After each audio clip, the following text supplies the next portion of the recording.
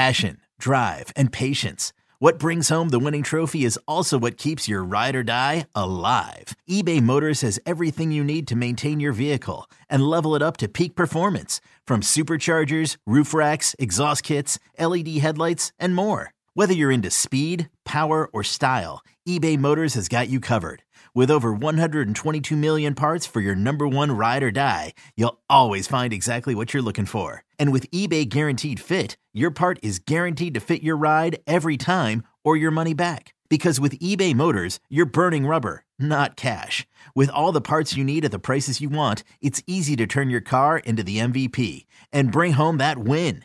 Keep your ride or die alive at ebaymotors.com. Eligible items only. Exclusions apply.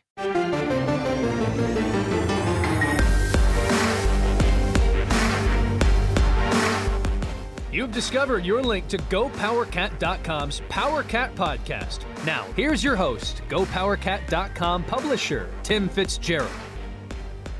Welcome to the PowerCat Questions podcast. What a week. It's been a full week, and we're recording on Tuesday.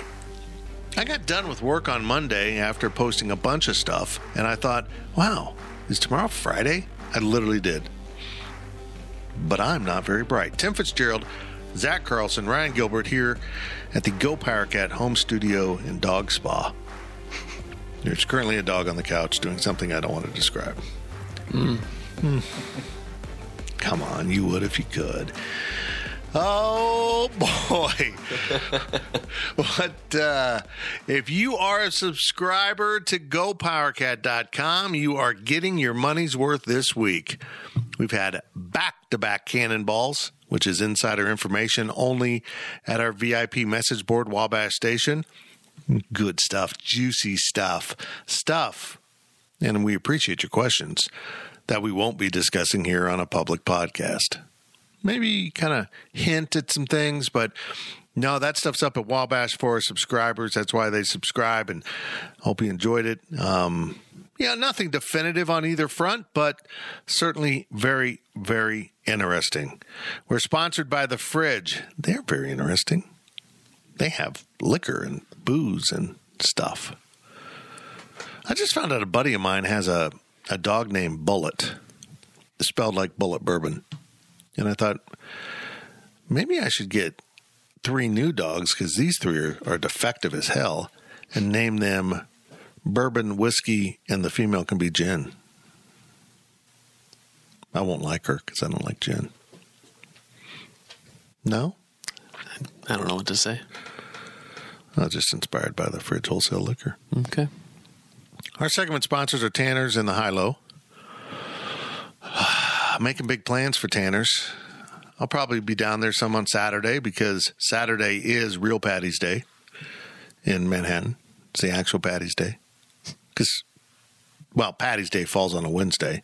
So it gives us true Irish people a double opportunity. You can have the Real Patty's Day, which, by the way, spelled with D's, on Wednesday and go down there and be truly Irish. Or you can have the Cultural Appropriation Day, when everyone gets to pretend they're Irish. Why do we allow that? Because it gives us more drinking buddies. That's why. That is why. And then the week after that's the NCAA tournament. I'm just going to say it. I don't mean to be a pessimist here, but K-State won't be involved in the tournament. Gills, 4-game winning streak in Kansas City, ripped through that bracket. TCU, shove aside Baylor. Now Baylor will withdraw with COVID problems again. Probably. Yeah, there you go. That's what KU should do too. Sounds like. KU with 2 players in protocol. So that means they're just exposed as of now. That's all they're saying. Maybe they do actually have it. If David McCormick has COVID, do you even bother playing the NCAA tournament? Zach? Yeah, I thought your plan was pretty good. Yeah, I think they should just withdraw. If you have COVID problems, just withdraw from the Big 12 tournament, withdraw from the NCAA tournament, no postseason, and there's your punishment. We banned ourselves. Everybody else does it. Why not just say, hey, we're going to take our postseason ban now, pay it forward? We're going to just shut down athletics at Kansas for the year. Might want to stop baseball since the coach is also suspended. Is he still suspended for a DUI? They have so many problems. Somebody put that on Wabash, and I had never heard of it. So I'm surprised. I had forgotten about it, but yeah. They have so many problems right now at KU that it's fantastic. It's like, this is the best Christmas ever. The chancellor's in hot water. The AD's an idiot. They fired their football coach. Basketball's under NCAA investigation. And baseball has a coach that is or was suspended. What else? That's probably it. There's probably things going on we don't even know about. And what I'm saying here, Gills and Zach, is it makes me feel better about the crap show that's been K-State athletics lately. Because it's not been good at K-State. I know our house is in disrepair, but the neighbor's house burned down. And that makes us happy. Wow. Heartless. It's KU. We got lots of good questions from Wabash Station. It was an active thread from our VIP subscribers, and we appreciate it very much. And to get us going in the first half of this podcast is we go a little bit early this week because K-State plays TCU on Wednesday late afternoon. Is that what we're going to call it? 5:30 p.m. tip? Rush hour. 5:33 p.m. tip on ESPN. It's on the big dog. Is this the first time K-State's on the flagship channel? I don't know, but they're going to regret it. It's going to be purple on purple semi-violence. Going to be like two drunken teenagers pawing at each other trying to fight. That analogy didn't really... You tried. I tried. Let's get to the questions. Go, Zach. First question of the podcast is from I Like Pickles Cat. Should we be concerned about Antonio Gordon on a personal level? Weber's remarks after the game make me think that something more than just wanting to transfer is going on. I don't know. I don't want to read too much into it. I mean, is it possible it's physical injuries? Yeah. Is it possible it's a suspension based on something else? I'm just going to say that. I don't like to, unless I know it, I don't like to say it. That's possible. I mean, it is. I think he's in a good place. I don't think it's a mental issue, like he's depressed or anything. It seems like when we've dealt with him, he's been in a good place. He had the cool video about trying to be Dennis Rodman. You're welcome. And I just think he's tired of it. I think he's going to transfer. That's just my guess at this point. And if I had to pull out something, I'd say he will transfer to Tulsa. I mean, he was committed there before he committed to K-State, so it makes sense. I mean, he's from Oklahoma. Yeah, makes sense. It's not like you're going to go to Oklahoma or Oklahoma State. No. So if you're going to go D1, maybe it's not like the Americans necessarily a step down. I mean, they're considered one of the upper echelon conferences. So I mean, you don't get to go to Lubbock, but right. I mean, if you just look at it from that standpoint, you get to go to some pretty decent places. Yeah. Well, Wichita. I'm surprised by the abruptness of it. He's missing, and a lot of things don't add up here. And just the way that Bruce Weber was talking, just the way he was talking after the game, it seems like something is up. And I think that whatever happened or is happening probably took Weber by a bit of a surprise too, just based on his remarks, and he wouldn't really go into details. And yeah, I'm with you that you're kind of worried about him, and you're worried about what's going on. But at the end of the day, I think Antonio's going to be okay. But he'd been playing pretty well, over the last month or so, and just for it to stop, and we can't even confirm. Bruce is unwilling to confirm his status with the team. It's all very strange. That was the strangest thing, Gills, is I was about ready to raise my hand in the Zoom press conference, and our Michael Goins got to it before me. Just the point blank question: is he still with the program? There's really no good way to duck that question, and he tried to. He didn't say yes. He didn't say no. He dodged it. He went back to the injuries, so that tells me he's not with the program. I mean, wasn't at the game. If it's just injuries, you're at the game. If it's COVID, you say it's COVID, and you're not at the game. If it's a concussion, you say it's a concussion, you're not at the game. I would think if you're not at the game, you're not participating in team activities because for the most part, it hasn't always been that way. Like during the 13-game losing streak, a game is a team activity. They kind of got away from that philosophy for a while. But it's disappointing. More to come, I would imagine. It's not, for me, it's not, there's more to come. There's going to be more to come, folks. Who is going to be the big question? Who's leaving? The abruptness is what's weird about it because, even Marcus Foster and Cartier Jada, they still played in their last game in Kansas City. Doesn't make sense. He's 2 games away from the end of the season, so that's what's weird about it. 3 games. 4 games if they win. 5. 11. Wow. So you lost Antonio Gordon and you went ahead and won a national championship, Bruce. How do you feel about that? Yeah. By the Sweet 16, Antonio's probably asking, hey, can I play now? Can I help out I the feel team? better. From Claws Out, Balls Out, have you ever had a coworker underperform at their job, but the company kept them on because they were really nice? And also, were they making 7 figures? Well, yeah. I mean, not getting paid that well. Of course. It's me. I mean, everyone loves me. I buy them drinks. Right, Gills? Mm-hmm. Yeah. Oh, yeah. Yeah, Zach. Uh-huh. Yeah. I think I've even picked up a dinner for you back in the day at Wahoo, maybe. I don't know. A couple times. Yeah. People like me. I don't work real hard. I'm working harder now. But, I don't get paid 7 figures. I barely get paid 5 figures. Yeah, well, okay, I do. Yikes. No, I mean, I get what you're asking about here. I mean, but that's not the only reason Bruce Weber's still the basketball coach at K-State. I really like Bruce, and I'm critical of Bruce. So you can have both things. And there's too much of this in our society, whether it's politics or anything else. Being critical of someone doesn't mean it's a personal attack. But we all kind of feel that at times. And we're so insecure that, oh, you're critical of me? You must hate me.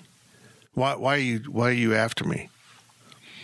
I mean, it just happens. And it happens a lot now. It happens more in this profession than it did 10 years ago. You're critical of a coach or someone, and they have a meltdown.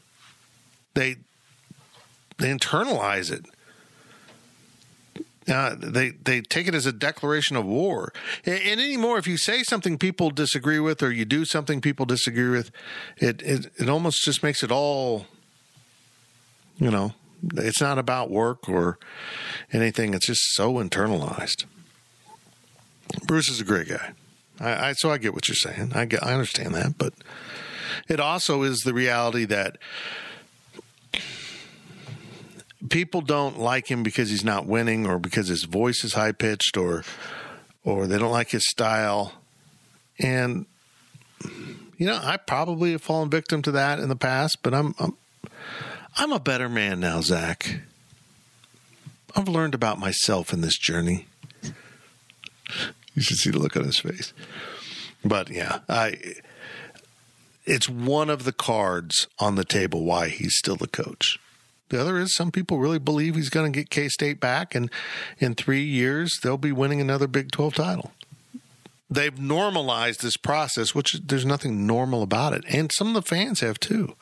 There's nothing normal about this kind of bottoming out as part of the process of being good again. That's just weird to even think that. We never said that with Bill Snyder.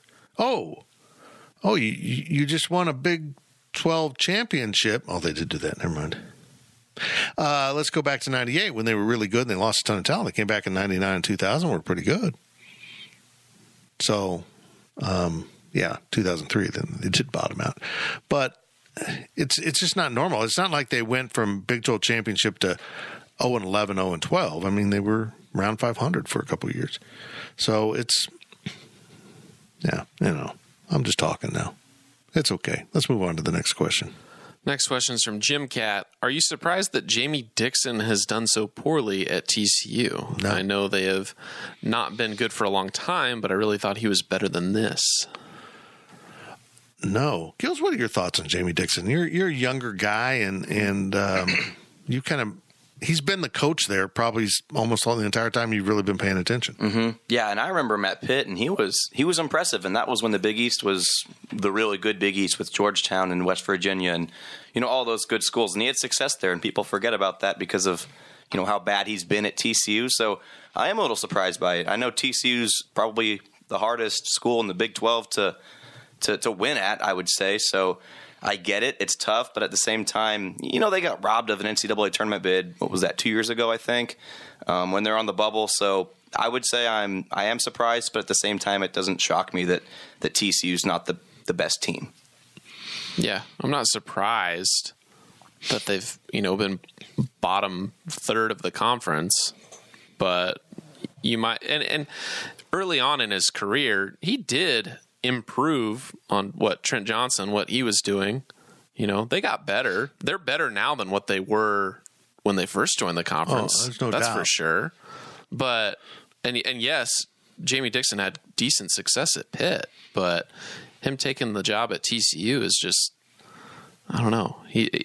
What does TCU expect? I don't think they're ever going to, they can ever count on selling out their arena. I don't think they'll ever be that good.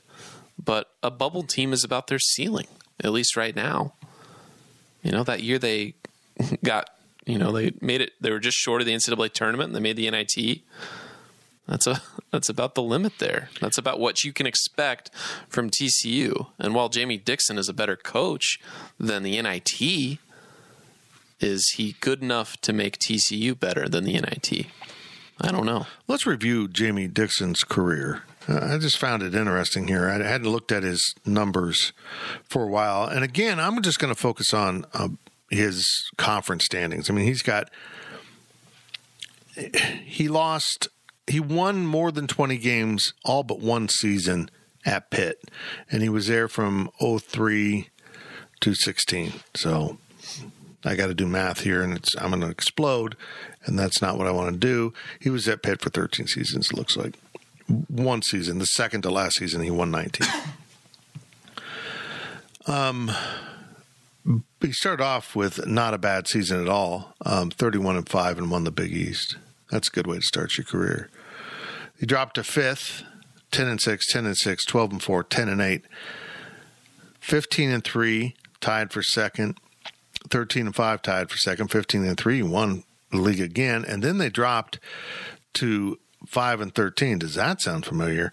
Tied for 13th in the conference. The difference here, though, is he had been in the NCAA tournament, including an Elite Eight run. Well, this is getting really eerie now.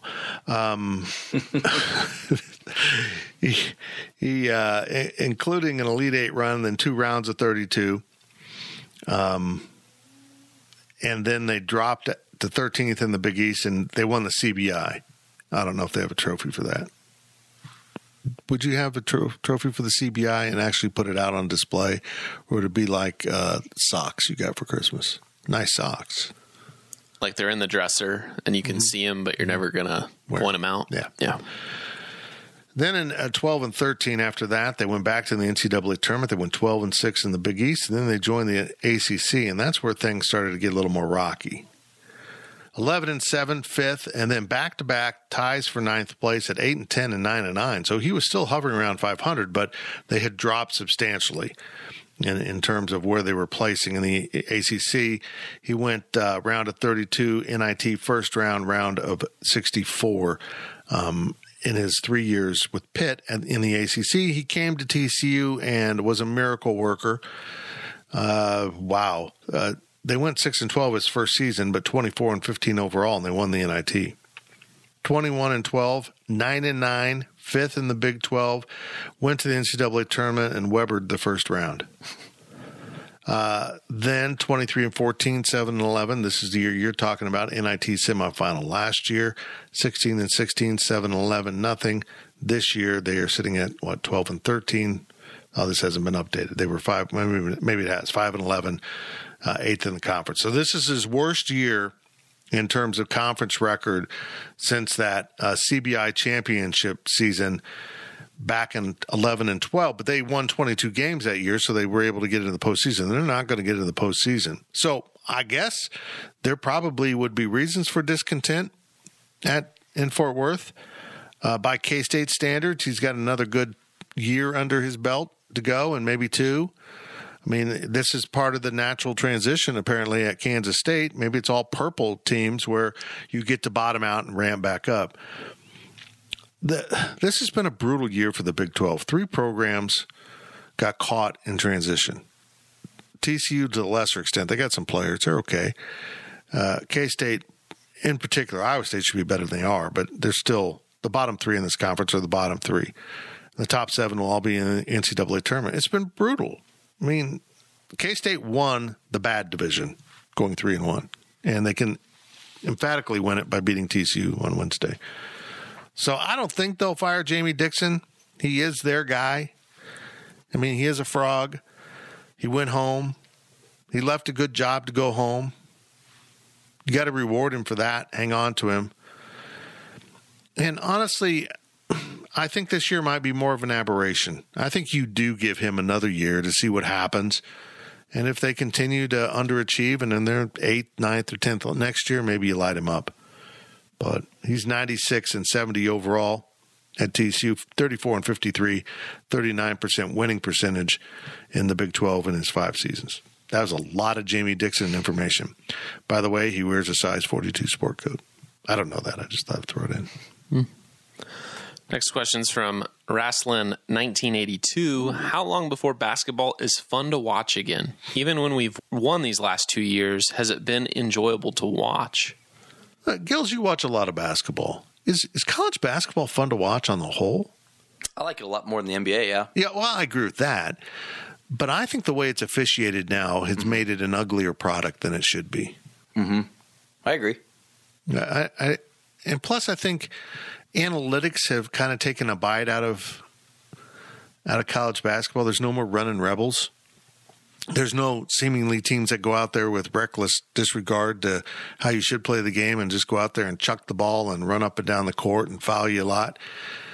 That's a fun brand of basketball, but I think it's been proven it doesn't consistently win you games. I mean, we even saw Bob Huggins abandon his Press Virginia that had been successful because it wasn't resulting in the type of things you want in the postseason. Might have been successful in the conference, but he got in the postseason and that kind of fell apart. I think college basketball is an ugly product, but there's no doubt that even when K-State was winning conference championships, you never really had entire games that felt well executed and elegant, right? I mean, it was the offense. Bruce Weber can't coach offense. And he didn't have anyone on his staff who apparently can, because Chris Lowry is also a defensive coach. I mean, that's just true. It's an ugly product offensively. Now, I personally, because I'm the kind of guy that goes to baseball games and appreciates the pitching, and I really appreciate the brand of defense they play. I like Bruce Weber's brand of defense more than I did Frank Martin's, the Dobermans, because I thought the Dobermans were a little bit too reckless, a little bit too many gambling, and there's something just suffocating when K-State plays really good defense that's really fun to watch. The rotations, I like it. But you compare that. You don't have to trade one for the other. You compare that with a better offense, and it's always baffled me how Bruce Weber goes to press conferences and says, we need to run more. We need to push it. And that is never translated to the game. In fact, you can hear him telling his team to slow down. And if you look at the Ken Palm or whoever was measuring it, they're like one of the most sedentary, slow-paced teams in all of college basketball. You can't run a half-court offense. You should be running. Run. Get out there. Get shots before they set up the defense, because once they set up the defense, particularly if it's a zone, you stare at it like it's a bright light, and you're a deer. You don't know what to do. Did you catch his comment when he said because of this season and all the absences, he had to reinvent the offense like 6 times so far this season? Mm-hmm. Yeah. What? I mean, did you? It's like now you've knitted 6 ugly sweaters instead of just one. But they've had some moments, and in fairness, it's been almost impossible to teach his team offense. But has he ever? I mean, hasn't a lot of the good offense been Barry Brown going to the rim? Dean Wade can stroke a 21-footer. Exactly. It's not really out of the design. It's one of my ongoing things with Coach Weber is I watch Bill Self coach, and look, he's got better players. He's got NBA talent most of the time. Not as much this year, but he will get his team 6 points a game off of inbounds plays or even the tip-off. They did it to K-State again with the tip leading right to a dunk. That's all coming from the bench. The players have to execute it, but that comes from the coach calling a play. I mean, if your coach can get you 6 points a game, you know what you're going to do? You're going to win a crap load of games just like Kansas has. Because 6 points a game can swing a lot of games in conference play. And I don't see that coming off of K-State's bench. Once in a while, they do a good job with the cross pick leading to Davion Bradford dunking. You know, they probably need to use it more. They need to use it until people stop it. I can't remember what analyst was saying that one of the Big 12 coaches just kept going back to the same play over and over. And I think it was Lon Kruger kept going to the same play over and over like an offensive coordinator saying, you can't stop the toss sweep? Well, here's the toss sweep. And once you stop the toss sweep and commit resources to stop the toss sweep, now I'm going to do something that you think's a toss sweep and it's something else. And I watch Bill Self do that, but I don't see it from K-State. So, yeah, it's ugly. It's an ugly brand of basketball. But they've won 2 Big 12 titles being ugly. So sometimes that ugly sweater will get you a date.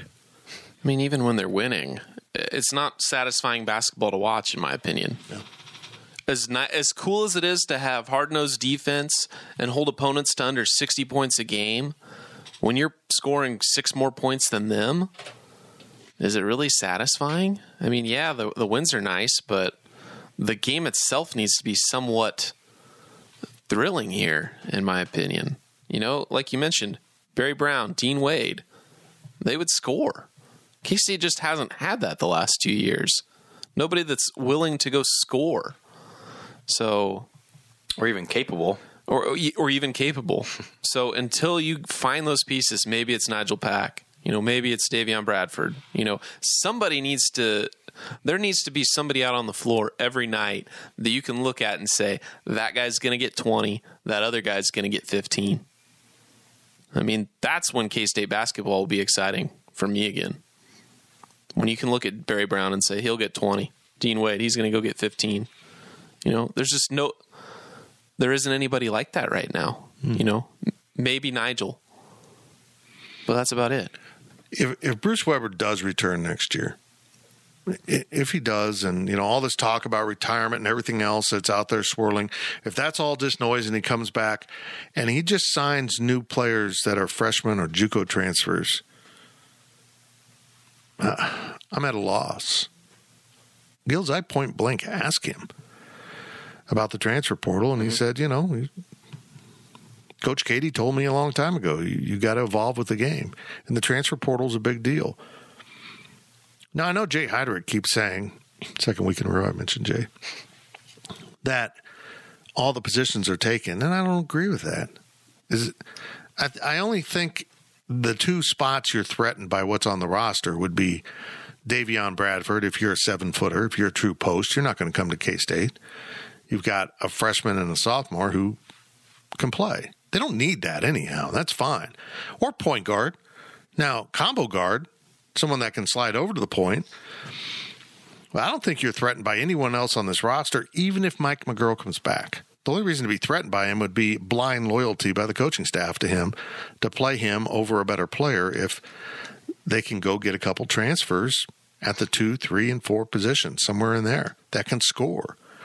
If you get someone that can get you double digits every night, whether it's 11 or 19, you got to go get them. You don't score enough points to win. 62, 62, and 61 in their 3 last victories is not enough to consistently win or be a pretty product to see. Yeah, the 2 and the 3 and the 4 are all just kind of interchangeable in a way. You can go out and get anyone. I'll say Nigel Pack, honestly. He's got the keys at point guard, but if Rudy leaves and you're a transfer and you're trying to get 20 minutes a game, you can play some of the 2. So I agree that the bigs, the 5 spots, kind of that's done. But they can go after pretty much anyone and everyone. Yeah, because both of those guys, I know Bruce has done it a little bit, played them both at on the floor at the same time. I think it's horrible. I don't like it at all. I mean, I think you would need to save that for someone who's actually twin towering you. Mm-hmm. You can twin tower back. But yeah, I wouldn't be, if I was a true post, I wouldn't come to K-State. But now that Antonio Gordon, if he has indeed left, hell yes, if I'm a 4. If I'm a 3-4, a swing forward that can do both, let alone a stretch forward that can shoot the ball, and I've seen Dean Wade get opportunities to score that for some reason he kept passing on. Doesn't pass on him in the NBA. I love it. I probably would come to K-State, but those guys are hard to find.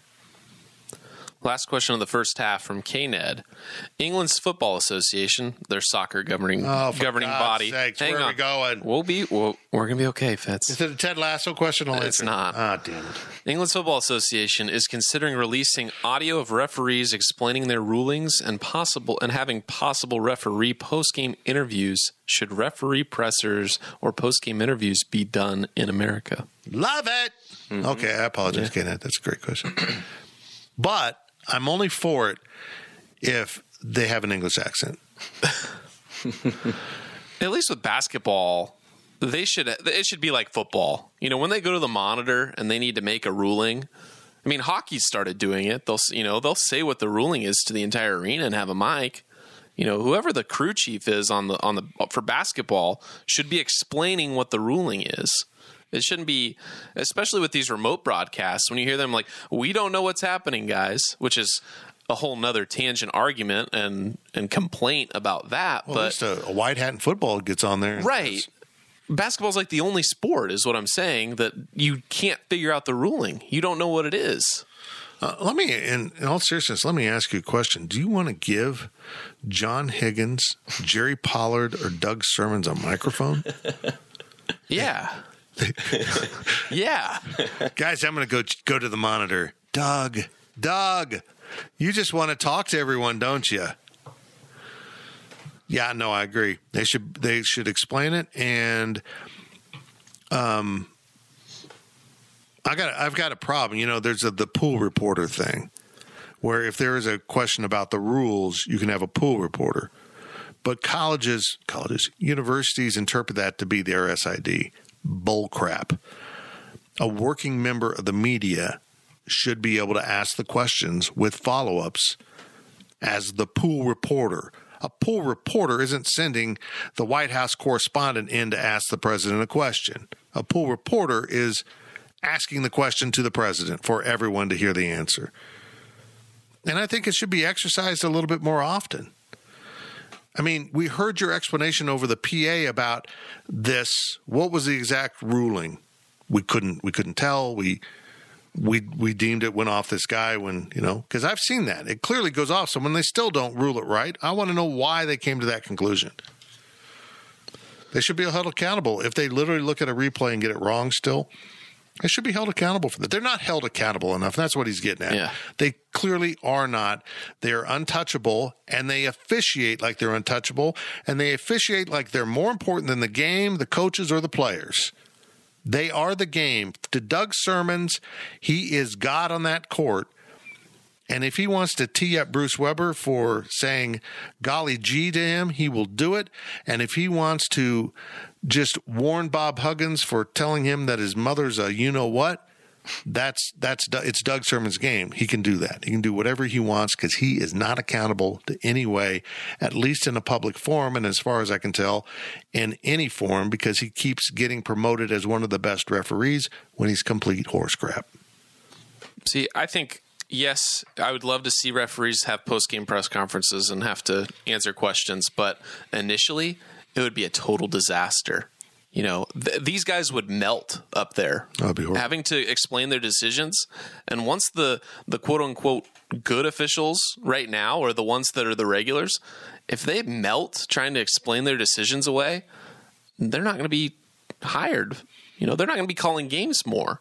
So the press conference essentially becomes part of the game. If you are going to be held accountable, and if you can defend your actions out and your decisions out on the floor, out on the field, you'll be able to eloquently explain those, and you'll be considered one of the good officials. And I think it's another element that the referees need to be able to defend their calls well.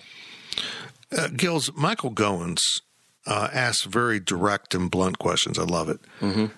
Would Doug Sermons call a technical on him? Yeah. Doug, this is a media event. You can't call technicals on the media. He'd probably remove him from the Zoom. Exactly. I'm kicking you out of here.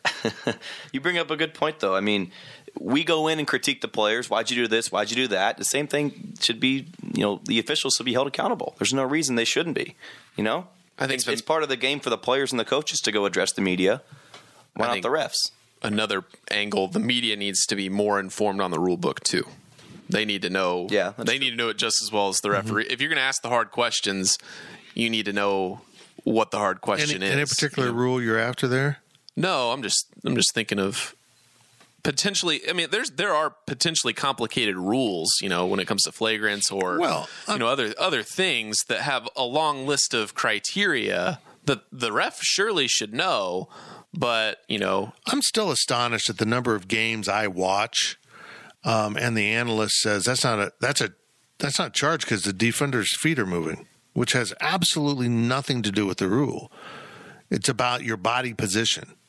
Basically, your hips are what's important. Yep. If your hips are and chest are in front of a guy, it doesn't matter if you're dancing with your legs. It's a charge. You're right. There's some of that going on. Not with me. I know everything. I think we all know that. You should become a ref.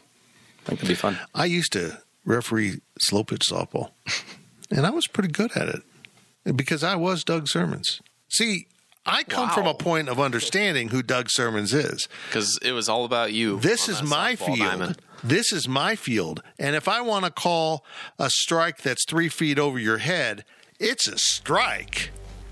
We'll be back on the second half here with the Power Cat Questions podcast, sponsored by Fridge Wholesale Liquor. The Power Cat podcast will be right back.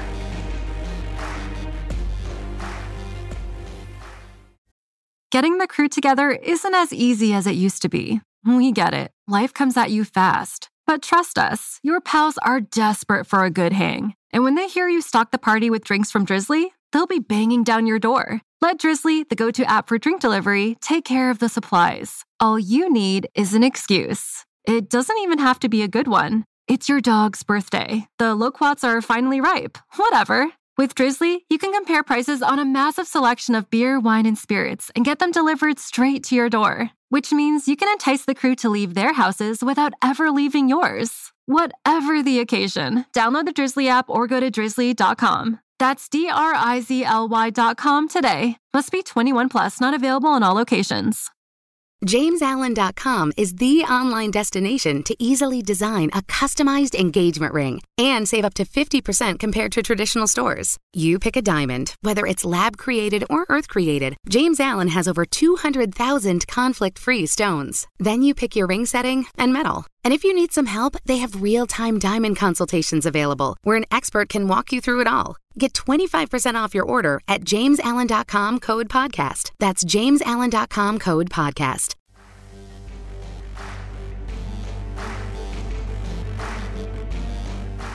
We now send it back to the Power Cat podcast. Welcome back to the Power Cat Questions podcast, sponsored by the Fridge Wholesale Liquor. Thank you for coming along for the ride today. Long first half as we got into a lot of topics, and much more awaits here in the second half. And our segment sponsors are Tanner's and the High Low. Get to Aggieville on Saturday. Come to Manhattan, folks. If you want to get out of town, Saturday is St. Pat's Day in Manhattan. So come on down to Aggieville. I don't know if downtown's doing much with it. The road race, of course, is in Manhattan. I will not be running.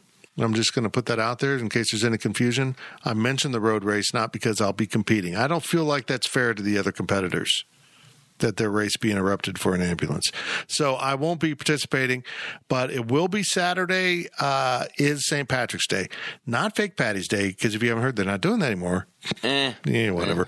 And this is real Patty's Day. This is the actual one. Saturday in Aggieville. So get to Tanner's and the High Low and all those other great businesses in Aggieville and throughout Manhattan and come to town. It's supposed to be nice this weekend. Come hang out, man. I'll be the guy in the green shirt that says world's largest leprechaun. Here we go. Second half of your PowerCat Questions podcast. If you're a VIP member at Go PowerCat, you get to ask the questions at Wabash Station. And here's Gills. First question of the second half from Claws Out, Balls Out. On a scale of 1 to 10, how important is this year's football season for recruiting? It seems like another bad year could really destroy the belief in what Kleiman is building.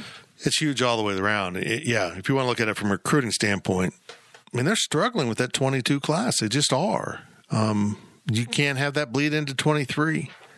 I mean, you need to kind of get over the hump a little bit, maybe more like that first season, and prove that the COVID season of 2020 was an anomaly, not just for recruiting, for everything, but for your players, for your coaches, for your fans. Got to get more buy-in from recruits on up, and they're capable of that. And as I've said, because of that nature of that 6-game opening portion of the schedule, the first half of the schedule, it's brutal. Southern Illinois beat North Dakota State, and that's your Patsy game. They didn't just beat them. They took them apart. So, yeah, all 6 of those first games have different levels of difficulty that make you worry. It gets a little bit easier on the back half, but you got to be alive and well by then. So, yeah, they need this. They need a good season. I mean, I'm not talking 10 wins, but above 500, certainly as a baseline. 7 wins. That's what I think they'll end up with. But if they can get to 9, even 8, good. Build that belief. Yeah, I don't know how to scale it. I mean, it's obviously you need a 10, but what is a 10? You know, recruiting is important every year. It needs to be a 10, you know, based on, you know, what your football season's result is. But what is a 10? Is it that baseline of 7-5? Is it 8-4? Is it 9-3? What is one more win going to do for the improvement of recruiting, so to speak? I don't know if there's a good answer for that, but K-State most certainly needs to be above 500 as a starting point. I'm with you, Fitz. Recruits aren't looking to come join K-State because they won 10 games. They just want to know that when they're there, the program will be moving in the right direction. Now, you can't keep going backwards. If they go to 4 wins this season, they're in big trouble. I mean, if they go from 4-6 to 4-8, it really is going the wrong way. I don't think that will happen. But if they get a bunch of injuries early, they lose it to Stanford. That Stanford game is huge. Huge. Stanford's not supposed to be great. They're supposed to be okay. So it's almost like playing a TCU or I don't want to say Tech. I think Stanford's better than that. On a neutral field. You got to go win that, man. Come home, handle Southern, which I don't know if they'll be good or bad, playing a spring schedule followed by a fall schedule. That's just weird. How many games are they playing in the spring? I think they have a 10-game schedule. And they're going to go full fall. And they'll be in the playoffs, too. I'm not terribly worried about Southern Illinois. Nevada's good. And then you jump into the Big 12 with Oklahoma State, and Iowa State. It's just awful. You got to beat Stanford. Next question from I Like Pickles. Cat, while I think our football starters will all be Big 12 caliber, I don't see many difference makers. Which players can make at least honorable mention in the Big 12, and how many do we need to be in the top 4 of the conference? Well, I think the offensive line is going to be pretty good. And I think we might see 2 or 3 guys that were starters last year lose their jobs. Maybe 2. It's going to be really competitive. When I did the mock-up of, for a story of that offensive line, I came up with 12 guys. 12. And they've got a lot of young talent they really like. If you're looking for dynamic playmakers, you already have one in Deuce Vaughn and another one that is highly thought of in Skylar Thompson. K-Staters hopefully now realize the value of the kid after what happened last season. They need to. And I think getting Joe Irvin back is really promising. It gives you someone else that can maybe be, not the same type of player, but another guy that can get out there and do some of the same things. Someone has to step up at receiver. There's just someone needs to have a breakthrough big-time season, period. defensively, if they shore up the middle, they get some depth at D tackle, linebacker, I think they're going to be pretty good. And I do think there's some upper-level guys there. I thought at times last year Bronson Massey was about ready to break through into what we always thought he could be. So I'm really happy he's back. Daniel Green, maybe. He shows flashes. And I think they got some really good guys on the back end. I think the corners are as talented as K-State's had because of COVID. Because they discovered Echo Boydo and Justin Gardner were big-time players. They brought in a transfer. They got some other young guys. Folks, I think they have the makings of a pretty good team. But do they have the football equivalent of Michael Beasley? No. I mean, no. But guys mature into it and step up, and maybe we'll see that. A receiver's got to step forward. And a tight end, it's got to – he doesn't need to match Bradley Moore, but he still needs to have a threat because it's so important in this offense. But receiver, come on, man. One of you's got to do it. Whether it's one of the guys we know about or someone that's going to all of a sudden erupt into a player, they've got to have it. I mean, to answer the question, I think you need probably 6 or 7 guys making the all-conference team if you're going to be in the top 4. But I don't see which guys, or I don't even think I can come up with 6 or 7 guys on the team right now that I could say, hey, they're going to be all-conference. Deuce Vaughn is your shoe-in. If you have Deuce Vaughn and Skylar Thompson has a huge year, yeah, I mean, right there, that means you're pretty damn good. If Thompson has a huge year, then there's going to be a wideout that also has a huge year to complement that. Good point. Yeah, and the defense, as we saw last year, like you mentioned, Echo Boydo, Justin Gardner, TJ Smith, guys emerged last year because of COVID. And you'll get those guys back, and I don't know if those are all-conference types of guys. I'd love to see it, but there's still some unprovenness out of them, but definitely something solid going into the future.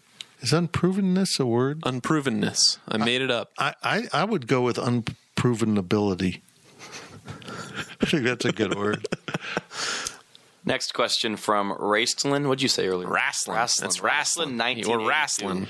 How much is the motivational speaker paid, and wouldn't that be money better spent on recruiting personnel? I don't know.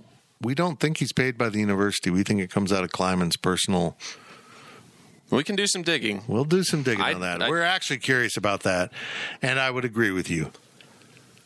I mean, obviously Chris Kleiman sees a role for him, and True Carroll mentioned how fired up he was after hearing him speak, and I haven't heard anyone say a bad word about him. I think it's weird. I just do, folks. I think it's weird. You get this guy that flies in for your games and rah, rah, rah, and he's on the sidelines acting like a coach, and I don't know. I think the whole thing's odd. What a great life. Don't really have a job. You're just kind of like a motivational guru consultant flying around from Alabama to Fargo to Manhattan, all the hot spots, and firing people up with stolen slogans. Pound the stone. Didn't come up with that, but I took it. Win the dang day. Well, I don't know about that one. Someone else come up with that? Hope he doesn't hear this. He'll kick my ass. He could. He could just stare at me and scare me.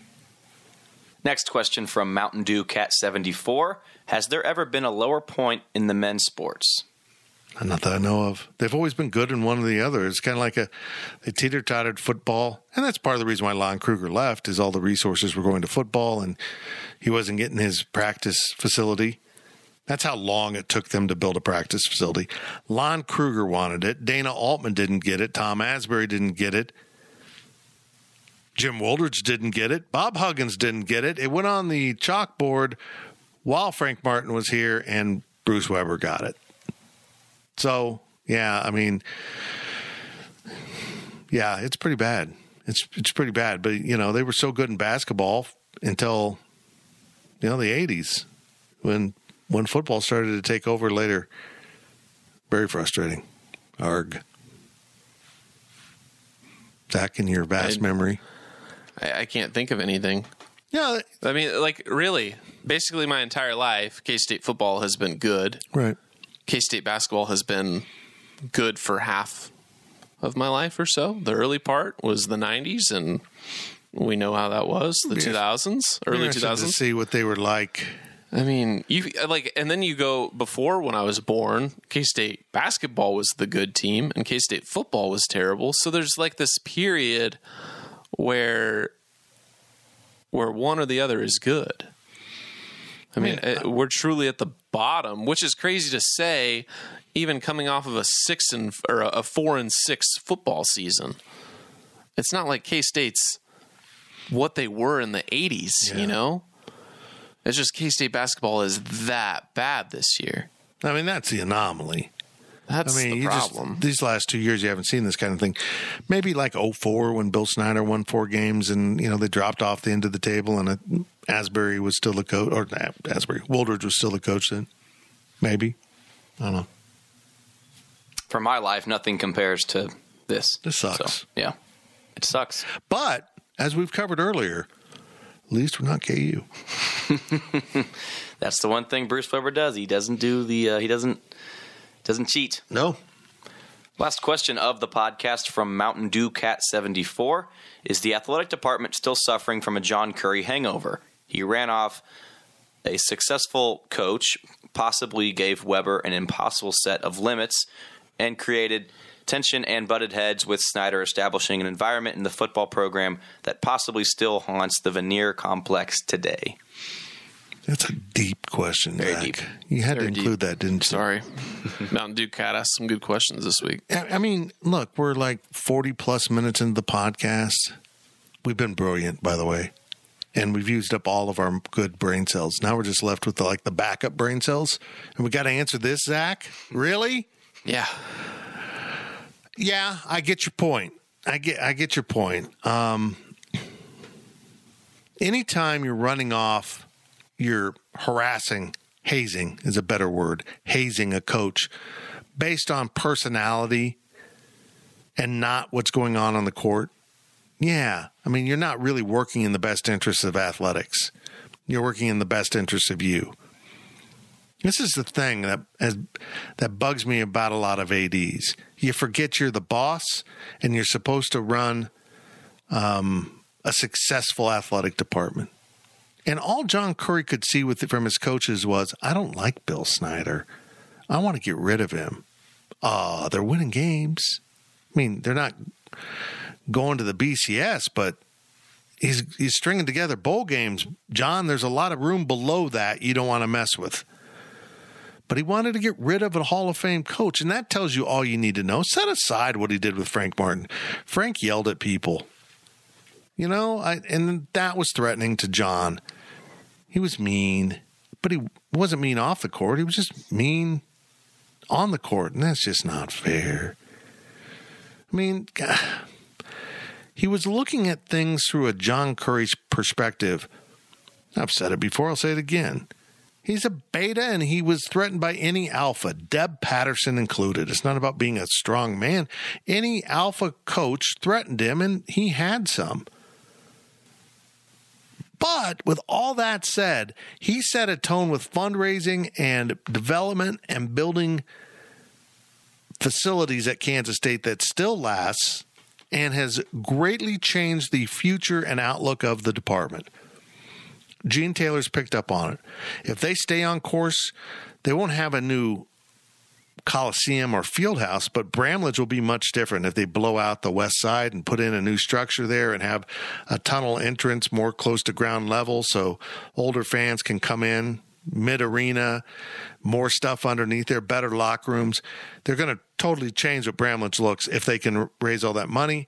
And right outside of there will be a beautiful volleyball facility that will be able to house other things than just volleyball, but it'll be primarily volleyball with an Olympic training center running down the side there all the way out to college in the, left field, beyond the left field wall of baseball. I mean, that doesn't mention what they want to do with the indoor facility and all of that stuff that will go in that east parking lot, which people are pissed about. but they got to get over it. And then the old indoor facility will become the indoor track facility, and it'll be dressed up with a nice indoor track. Because, Ahern is just not a good indoor facility. And there really isn't a really good one in the Big 12 now. The best ones were A&M and Nebraska. Talking about football? Indoor track. Oh. Indoor track. Okay. And I did make that clear, right?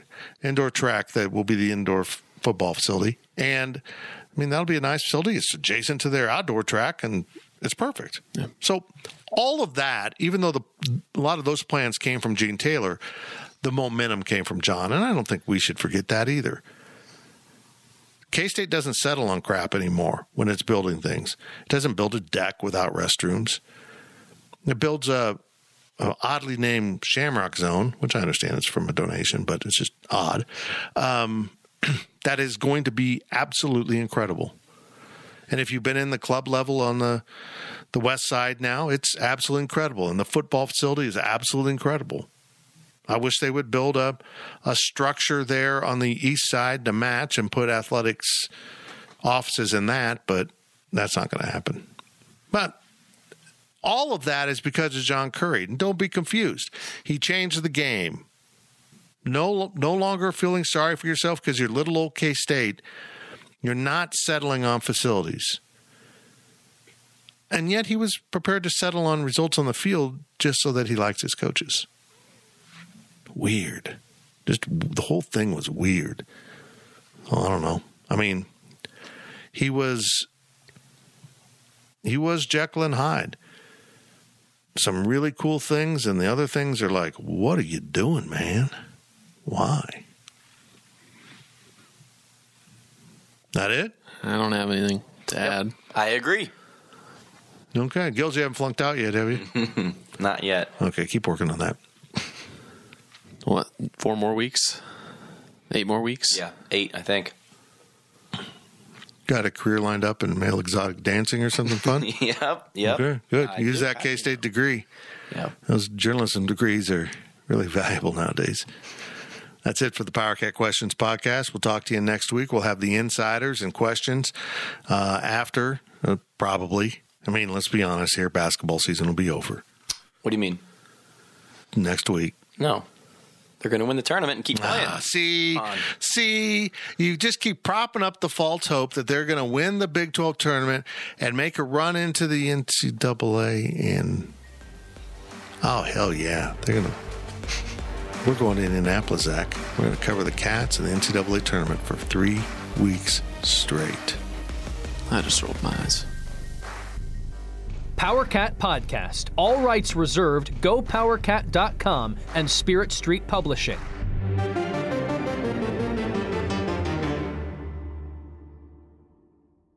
With Blue Link Plus, you can access your Hyundai Tucson Limited remotely. Doors unlocked, temperature set, lost car found.